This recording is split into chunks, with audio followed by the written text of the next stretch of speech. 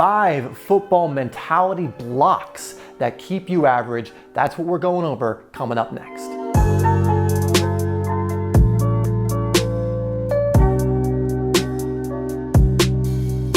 Hi there, my name is Dave and this is Simplysoccer. If you are new here, where I'm releasing videos every single week to help you improve your game and stand out on the pitch. And speaking of that, if you are displaying some of these blocks or you just really want to get the mental side of the game under control, check out my program, Complete Soccer Confidence. You can get it on sale right now through the link in the description. That's really going to help take your mentality and your confidence to that next level. Now, without further ado, let's get into what the blocks in this video are, the mental blocks that we're going over, starting in reverse order with number 5.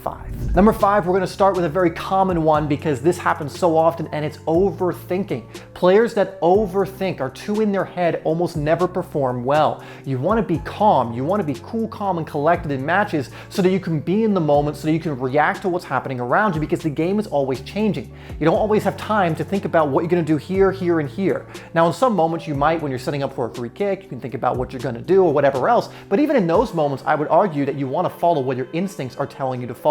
I've noticed when I take free kicks, for example, if I overthink it and go like, oh, this, and that, it doesn't always work out. But when I just go, for whatever reason, I'm being pulled to doing this, I'll actually score a lot of the time. And so even in those situations, being instinctual is the way to go in my eyes, and you cannot access your instincts when you're overthinking. It comes from being calm. It comes from being in the moment. In fact, in the comments, put, I am calm in my matches, so that you align more to that, so you bring more of that in, and just remind yourself to be calm in matches. When you are calm, you make better decisions and you will just perform better. So number 4 is one of the biggest blocks that any player can have, any athlete can have, and it is arrogance. Again, a lot of people seem to be confused between arrogance or confidence, because there will always be someone who's like, oh, well, Zlatan's arrogant. No, he is not. I don't know how many times I have to explain that he's not. Just because you don't like the way he goes about things, or he says he's good, does not make him arrogant. Arrogance is the absence of putting in work, thinking you're good for no reason, not having confidence in your ability, but kind of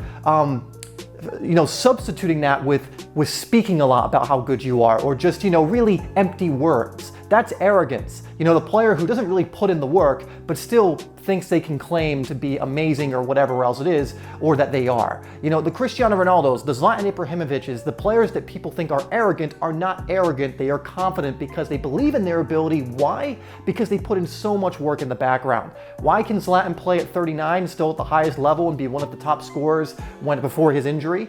Because he puts in the work. How can Cristiano Ronaldo at 36 still be breaking records, playing for one of the best national teams, playing for one of the best clubs in the country, or in the world?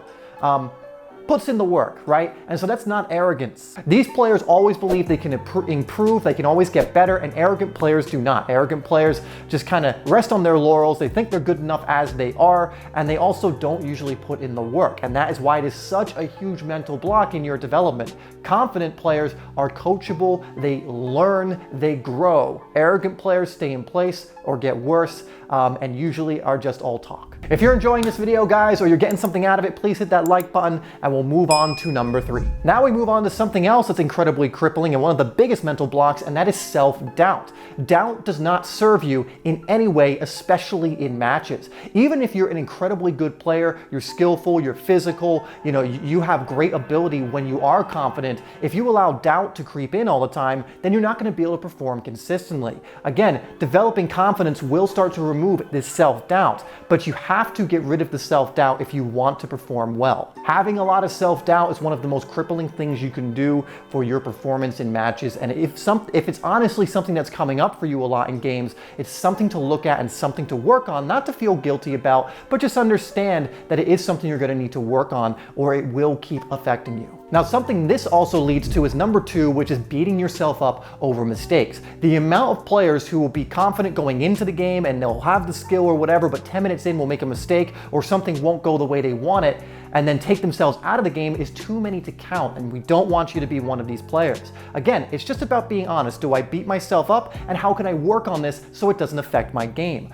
Ultimately, everyone makes mistakes. The best players in the world do. Every player you could think of has always made mistakes at some point, at some level, and in some way, but the best players know how to bounce back, to brush it off, and analyze the mistakes later. And it's so important you get this because, again, I used to be a player like this 5 minutes in even if I was one of the best players on the pitch, if I made a mistake, it'd be 50-50 chance I would take my head out of the game and wouldn't have a good performance. And obviously that does not serve us. And so we need to learn how to bounce back and not get hooked into the drama or hooked into the story of like, I'm not good enough or whatever else it is that making the mistake is causing you to think. And number one is the mentality of, you know what, good enough. It's the going through the motions mentality. Now look, if you're not trying to become a higher level player or improve, then it's fine. Like if you're just playing for fun, then the good enough mentality is fine. But if you are actually looking to grow as a player, you're looking to get on a better team or go up levels or go to play in college, play professionally, whatever else it is, the good enough attitude isn't going to really serve you. You know, you want to have the attitude of going that extra mile, putting in the extra training, getting your diet right, getting your rest and recovery right. And when you have the good enough mentality, it is really the mentality of being average. And so we want to mention that as well. You don't want to have this good enough, that'll be fine, or whatever else it is. You want to think of the ways you can get your leg up, one up, the ways in which you can really help yourself to become better and better and better. Are you resting enough? Are you getting the right recovery in? Are you not individually training enough? Really life and our own game and our performances will give us feedback, but are you taking that feedback and going like, it was good enough. I had a 6 out of 7 or out of 10 performance. It's good enough. Or you're looking at that and go, how do I turn that into an 8? How do I turn that into a 9 out of 10? How do I improve my performances? What are the things I can do to really get to that next level? That's what players who end up getting to that next level think about. They never go, it's good enough. All right, that's been 5 mental blocks that make you average. Really start to work on these if you are noticing them in your own game. And also, if you want to invest in something that's going to help you do that, check out my course, Complete Soccer Confidence, down below. Anyway, thank you for tuning in, and I'll see you in the next one.